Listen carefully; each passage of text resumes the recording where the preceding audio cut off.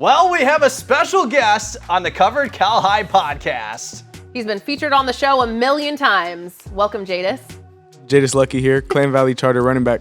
That's right. That's right. Thank you for joining us. Thank you for joining us. Thanks for having me. Absolutely. Absolutely. You know, we were supposed to have this episode before the season started, and then one of our staff members got COVID. Oh, wait, that was me. Yeah, I wonder who that was. Although we knew from the very start you would be back in here doing your Player of the Year interviews. Yes, ma'am. So we just went ahead and coordinated such. Yeah. Yeah, in back-to-back years, you are the Offensive Player of the Year out of the NCS. Amazing season that you've had. Thank you. 2,222 rushing yards with 30 total touchdowns. Just talk about what this award means for you, man.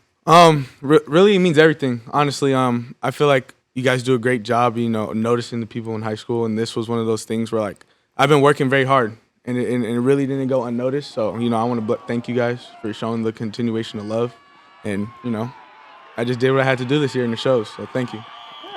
Back-to-back, probably one of the only players to win this award on two separate teams, being last year you won the co-offensive player of the year for Cal. Yeah. What did it mean to you to just be able to run it back and have the season that you did playing for the Ugly Eagles? It meant everything, honestly. I came into this year with the mindset of this is what I'm going to do. Like, I had big goals. Like, I told West Coast Preps, like, this year I want 3,000 yards. Even though I didn't get 3,000, like, I feel like it's always best to set your records high so that you always have something to chase for. And I feel like this year I surpassed last year by a lot. And it's just everything. Like, it was everything I could ask for. It put me in a great position. More coaches looking at me. But, I mean, at the end of the day, football is football, and this is what I love to do. Yeah, and you talk about last year and how that you have elevated your game. You had a big year last year playing at Cal. You had a sensational year this year playing for Clayton Valley. Thank you. What was the biggest thing that you have elevated in the offseason the most from last year to this year? It for sure would be the way I eat, the way I recover after a workout. This year I did do a lot of crazy workouts, things that your typical high school person, like, you really wouldn't see doing. I was running up hills. I was flipping tires. I was doing a lot of cardio work. I was doing a lot of push-ups, calisthenics, a lot of air squats. Due to my dad, he loves the calisthenics, and also just going hard in the gym. Honestly, going in there and just knowing, like, I have to beat the person in front of me was the mindset this year, and going into the gym and every workout with that type of mindset just pushed me to be where I am today. And you go into your senior year against a whole nother set of teams, of Right. league teams. What was the biggest difference playing between the East Bay League and the Diablo? I would say the type of playing styles there is, because everybody does play different. Me being used to a lot of the people in the area from, like, youth football and then playing them now in high school, I mean, I really didn't see a change. The coaching styles from other schools are really different. The way they format their defenses to the type of plays they run on offense, it was very different. So just being able to adapt to what other schools do, and then, like last year, like a lot of schools did some similar things schools did this year. So it really, it was just called about muscle memory and just seeing how everybody did their thing last year compared to this year. Absolutely. And this season, you were the Diablo Foothill League co-offensive player of the year with your stellar season. And I got to ask you, so with you being at Cal and last year, and then with you being at Clayton Valley this year, I mean, at the end of the day, when it starts with the run, everything starts up front. Right. When you're working with offensive linemen. Just talk about how you were able to build that chemistry right away going into your senior season with a new team. I feel like everybody kind of knows me already as, like, a goofy, sweet guy. Like, I'm super nice. Like, I love talking to people. I'm a social person. So, we know, by the way, Yeah, we do, because anytime you would see me at a game that wasn't even yours, next thing I know, you're coming up and giving me a hug and all the saying time. hi. I have And that to. means a lot Yeah, to for us, sure. by It the does. way. Yeah, goofy. Coming in just off of summer, I feel like they kind of really took me in. Because, me being a new guy, I didn't know none of the plays. I didn't know what was going on. The coaches were still taking me in. And the O-line, they were just in the gym during summer just working out constantly. And I was always, I was always working out with the big guy myself because I like working out with dudes that are bigger than me because they're lifting heavier weight. And it's like, I'm not going to take the weight off the bar. I'm going to do what you're doing, and we're just going to work out together and pump it out. And when the first game came, we went up to Reno against Spanish Springs.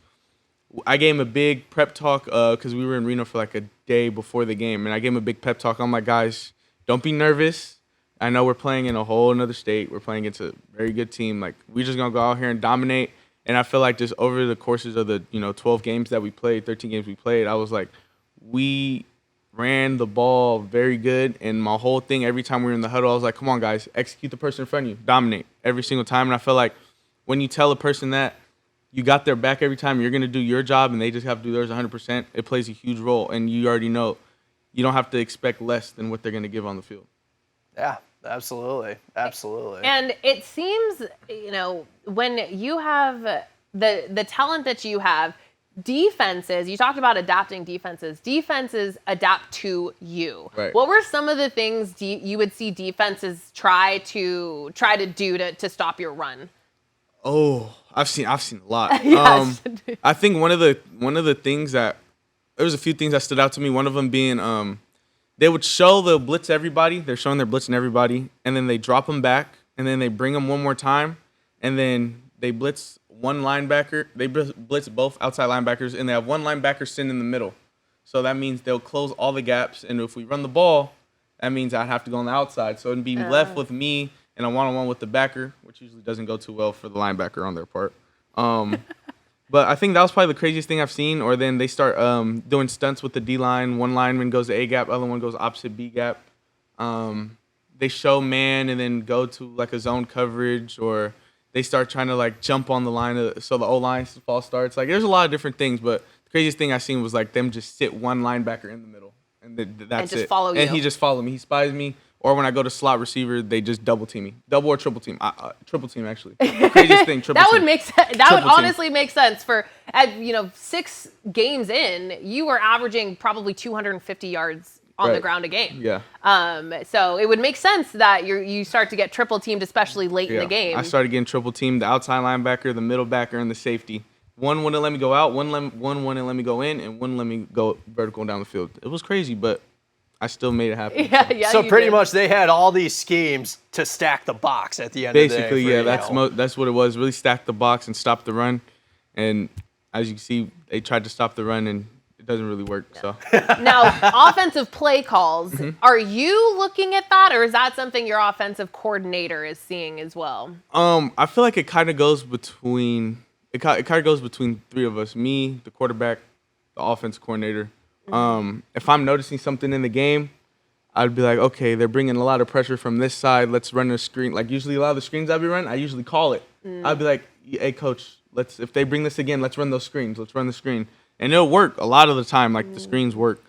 And the offensive coordinator, he does such a great job of just looking like he's sitting at the top, and he just observes what coverage that they're running, and we just execute. Honestly, it comes down to the players, and we just execute what we have to do. And then the quarterback, he does a great job audibling at the line. If he sees something, he wants to throw a quick slant, quick hitch, screen, run the ball. He does a great job at that. Shout out Nolan, by the way. He does a great job at that. Yeah, absolutely. And we saw Nolan in the playoffs, obviously in those big playoff games. Just talk about what was it like working with not just Nolan, but also Mirza, because Clayton Valley was working with a 2-quarterback system. Right. Nolan, what I say about Nolan, he's young, sophomore, but he's a hard worker. He's dedicated to his craft. Got off the phone earlier, I told him I was coming in. He was like, all right, I'm about to go hit the field. Call me when you get back. Tell me how the interview goes. I was like, all right, you about to go hit the field? Like, make sure you keep your arm like nice and loose, because we're going to throw during the week. So, and then Mirza, he's even though he's a super quiet guy when it comes to in the game, like, he will take control. Even though he has his ups and he has his downs, when he's in his downs, I feel like the team does a great job of picking him up, because he will get in his head, and we don't want it to snowball him. So, I mean, working with both of them was great. They both have a bright future ahead of them. Nolan's going to do good football or baseball. I mean, he's super good at both sports. And then Mirza's just going to do what he has to do in football. He already has the measurables. He just has to perform. Right. Incredible. And so last year we talked to you. You said a little bit earlier you had maybe 10 offers, and you were trying to figure out where you kind of wanted to go. And I felt like when I talked to you last year, you didn't have the offer you wanted. Right. I didn't. But you have have the offer you want I now. have it now. I'm committed. Fresno State. Go Bulldogs. I went on my official visit over the summer, and I was like, really? I was telling my mom, like, since my freshman year, I was like, oh, these coaches, like, they really like me. I was telling them, like, they really do like me. So we were at the camp, and then the running back coach, Coach AP, shout out to you. He did a great job of just showing that love. I got his number, I believe, sophomore year after I had a good season. I got his number, and we started getting in contact. And he was sending the little graphics like, have a great game against this, have a great game against that. I was like, okay, Ma, like, I got some interest. I'm like, okay, here we go. So then when I picked I up might my be playing some college football. yeah, so we picked up my first offer during that year. It was Washington State, and I was like, do I want to commit? What do I want to do? She was like, just wait. I feel more coming. I was like, okay, you know what? I'm going to wait. I wanted to commit, have something locked in. And then Fresno State came around. Junior year, they called me. It was like April. I remember I was coming back from lunch. I went to go get a sandwich for lunch. And I get a call from the new head coach, Coach Entz. He gives me a call. He's like, Jhadis, you know, I just took the coaching position, and everybody was already telling me about you in the room. And, you know, I watched your tape, and I feel like you'll be like a great player for this offense we're about to run in the Pac-12. And I was like, thank you, Coach Entz. Like, I appreciate it. Like, you know, I love to come be a Bulldog. And, you know, he was like, you know, with that being said, you know, I want to bless you with an official offer. So I was like, oh, my God. I hung up. You know, we were talking after that. I hung up. I called my mom, like, Ma, Fresno State just offered. Like, this is great. And she was like, okay, you know, we're going to keep your options open. So then when they took Leave me it to mom. Leave it to my mom. So and then my dad was like, oh, this is big for you. Like, this is super big. So then we go on my official visit. Stayed at the hotel. They had like a nice, like a cookie cake. And they had my name, had my number on it. It said, go Bulldogs. And then the official visit was great. I was telling my mom and dad, like, I really like it. Like, we went to, like, this nice country club. We ate dinner. And we had – so this is crazy because everyone posted it. Like, they thought something was up. So 2 people committed at this dinner we're at. 2 people committed. And I was like, Ma, I feel like it's right. 2 people committed right now. I'm like, I take my dad outside. And I take Coach outside. I'm like, Coach, I think I'm ready. Because the week after Fresno, I had a visit with University of New Mexico. And I was like, I'm not going to do it. I think this is what I want to do. So we walk inside, we commit, and everyone's going crazy. And then everyone's posting on the outlets, like, what did Fresno do? Like, 3 big commits in the next 30 minutes. Like, what's going on? And after that, everything was just in God's hands after that. I mean, honestly, like, coaches still reach out. I was at the game last week. It was great. Just talking with the players. I have a great relationship with the players from my official visit. And I know some guys just here from the Bay Area. Jonathan Kraft went to El Cerrito. He's up there. Who else is up there? Turner from Monte Vista, the quarterback. He's up there. So there's some guys up there from the Bay Area that I just connect with. And I'm able to carpool. Right. You know, So go home. So I'm just ready to go up there and just get started during the summer. Incredible. And with Fresno, it's a football town. It is. Yeah, and we were talking about some notables like Devontae Adams, Derek Carr, and really a strong way to propel you even possibly to the next level. Right. Yeah. You know, even though with it being a small football town, it all comes to like your opportunities when you get in the game. I feel like that kind of is like right now. Like once you get in that game, like you have to do what you have to do, and that's how you get noticed. And with Fresno being, you know, that's the only sport they really have is football, and Fresno State being the place that everybody goes to, I feel like when I get there and my number's called, and I go out there, whether it's punt return, kick returns, whatever it is, if I have to go tackle, whatever I have to do, like I'm gonna make sure I seize the opportunity, and you know, take me to the next level, which is the NFL, and come play for the Niners. Yeah. He was pleading with Kyle Shanahan earlier. Right? Kyle Shanahan, when you see this, please draft me. First Please. round. First round. I'll be ready. First I'll be ready. rounder. I'll be ready. Gosh, I hope we're able to play this in 4 years. Yeah, I'll be ready. I'm telling you, absolutely. I'll be ready. But you talked about Fresno State, and you talked about the other schools like Washington State, New Mexico. I'm sure the recruiting process had to be a bit stressful for you. It was. Had to be. Yeah, it was pretty stressful. After that season, after my last game, I think it was like my 7th or 8th game against De La Salle when I picked up an offer from Idaho. My phone was just buzzing. Like everybody after that game was just calling. I was talking to big schools. I was talking to USC, at like Colorado State. Like I was talking to some schools, and I was like, oh my God, like this school comes up, this school, like, oh my God, what do I do? Mom, what do I do? Dad, what do I do? What's going on? Help. I'm like, help, please. I'm only 17. I'm like, please help. Like, I don't know what's going on. Like, and me being new to it, it was like just so much. Like I was that kid looking up to the other people, like, I want to be like this guy with all these offers. I want to be this 4-star. I want to be this 5-star. I want to be this guy.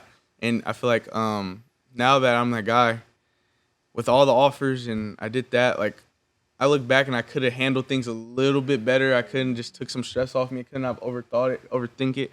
I could have just, just relaxed and let everything just play in God's hands and just be chill about it and just play football. And God presents his opportunity, and that's why I'm here and committed to Fresno State, presenting his opportunity. Right, and I feel like every athlete says, maybe I could have gone through this process a whole lot in a different angle or whatever. Everyone says that, I feel like. But at the end of the day, now's the time. It's like, all right, you're locked in, you're committed. Now you got to make the most of your opportunities as you're now going to be getting ready for your freshman season at Fresno State. That's got to be very exciting. It's exciting and nerve-wracking. I just got the chills talking about it. Like it's nerve-wracking. Being away from my parents. Me having a little brother. That's kind of the thing that worries me the most because he looks up to me. He's a basketball player, so he looks up to me. And him going through, I know me going through middle school and high school, like I don't have an older brother. And for him to have an older brother who I feel like he could talk to and all these type of things, I feel like plays a huge part. And I have a friend whose brother is at New Mexico State. His name's Carson Fife. His brother's Logan Fife. He's a quarterback. And they're in the same type of boat. Like when I'm a senior in college, my little brother, he's gonna be a senior. I'm gonna be done. Oh wow. So, and he doesn't really see his brother a lot. Only the times he travels up to New Mexico or like over the phone, and it's a little bit different. I'm happy I didn't choose a school that's like out of the state because I really can just come drive home and take him with me for the weekend or do whatever. But I feel like with that's the biggest thing that like scares me the most. But other than that, I'm excited to just go in there, just work my butt off. I mean, honestly, I feel like it's destined for me to just go in there and start as a true freshman and do everything I have to do and show everybody like besides high school and college, I could do what I'm doing in high school too. So I'm ready, honestly. Yeah, not only, right now you guys are in close proximity, he's able to see your every move almost. So it's almost like when you go away, it's like, hey, some moves out of way. Yeah, I'm not that far. But yeah, it's being there for your younger brother, and he might not be able to see all the moves you're making when you're in Fresno State, but the overall just like man you grow up to be is he's going to emulate. Yeah, absolutely. For sure. I want him to look up to me. I feel like he already does do that, so I just got to keep being a good role model to him. I know we met him last year. He came to your Player of the Year. We brought you guys down on the field together, and he was like, yeah, this is going to be me one day. I'm going to win this award. He honestly, I mean, he tried football, and he keeps saying he's going to play it again, and I know, like, he's not going to play it again because he's so good at basketball, though. It makes sense. He's so good. Like, there's brothers out there that's basketball, and this is one of the stories, like, okay, I'm football, Fresno State, he's basketball, he's going to UCLA, his dream school. So, I mean, if that's what it is, I mean, that's just the story. Yeah, but, and you'll help him get there. Oh, for sure. That's the verdict. Yeah. That's the verdict. That's the verdict. Just like so he's a freshman, is that, or how old is he? No, my brother's 11. 11. Okay, that's what I thought. He's so in the 6th grade. Yeah. So by the time you say you just went through all of these college commitments and everything you learned, now you get to bring that knowledge to him. When I get to help him when he's 30 offers deep in basketball. I get to help him and be like, okay, this is what you do. Don't stress it. You choose who's choosing you. Whoever wants you, that's who you keep your mind on. Whoever wants you. Don't go out there looking for people. If they want you, they'll come get you. Now, I got to ask you this. In the world of college sports where recruiting, I mean, you go back from like 5 years ago to now, the whole college recruiting landscape is completely different. Right. For those that have offers and they're looking at possible places of where they want to continue their collegiate athletic career, what's the best advice you would give them? Honestly, whatever feels the most comfortable to you.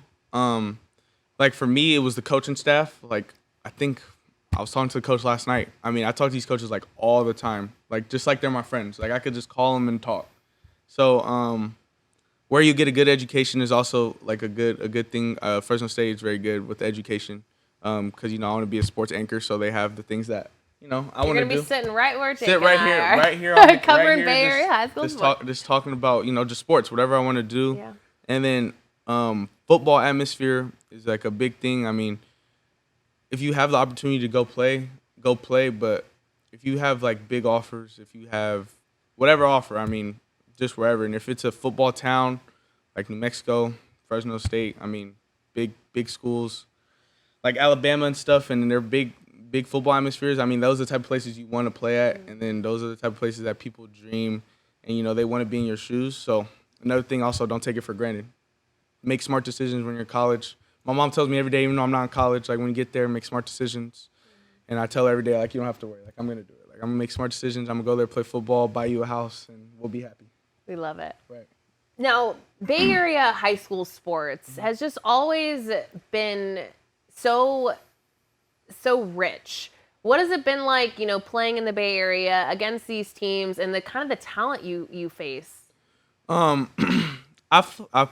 me, I've played against a lot of good players. Shout out to De La Salle, honestly. When you're in a league with De La Salle, that's rough. My guys, Jaden Jefferson, Deuce Jones-Drew. We got a lot of guys. Trashawn Wright. There's a lot of guys. Greg Jones over there. Like, I feel like that is like Bay Area's core football because there's a lot of guys that come from different type of backgrounds. Everybody's not the same background, right? And everyone has a different type of hunger for football. Everyone wants to make it. Even growing up playing Pop Warner ball, playing in the Bay Area, like there's a lot of guys that I've played against that go to these big schools. Tommy Tofi, great guy, huge. Yeah, you literally just named 3 of our players of the year. Yeah. Mike Mitch. There's Mike 4. Mitch. I mean, playing against the people like that are just like, it's just a blessing because I feel like we all from a young age have dreamed about this moment of going to the next level. Like Mike Mitch just committed to Stanford. I just texted him. I was like, staying faithful to the Bay. Yeah. I mean, like, I knew it was going to happen. Like, all happens for a reason. And, I'm proud of everybody. And Bay Area football, I feel like it's the best football. We could compete with whoever. We go down to Texas and play. We can play against whoever, honestly. Get a super team and come play us. It don't matter. Yeah, and I asked you this a little bit ago, but with you playing football and you're going up against some of these Bay Area guys. You mentioned Tofi, you mentioned Mitchell, you mentioned Jhadis and Deuce. What's the biggest thing that you've learned about yourself playing football over these years? Mental health. Well, I'm not gonna say mental health. My mental toughness. Honestly, I feel like everyone has their up and down moments in football. Either whether it's underperforming or not doing the best that you can. I've learned how to brush it off. I feel like my freshman year kind of shaped me for that moment. I was performing, but I wasn't performing to the highest level that I knew I could. And just over the years, I was like, okay, I'm just gonna dominate. And it's building my mental toughness a lot. So like every time there's a bad play, I don't hang my head. I just look forward to the next play because the next play is always the best play. So you just kind of have to do what you have to do for the next play. That's the right mentality. That's the. I feel like you gotta have a growth mindset. I mean, you just always gotta learn just to grow. You can't be stagnant. You always just have to just think about the positive, everything that can happen next. Jhadis Luckey. Jhadis Luckey, my man. Yes, sir. Appreciate you, my man. Thank you for joining us. No And it's safe to say, I don't have any papers with me. No, I usually throw a don't. paper right at the camera. But it's safe to say, you've been covered. We'll see you next time. Thank you so much, Bye, everybody. Jhadis. Woo!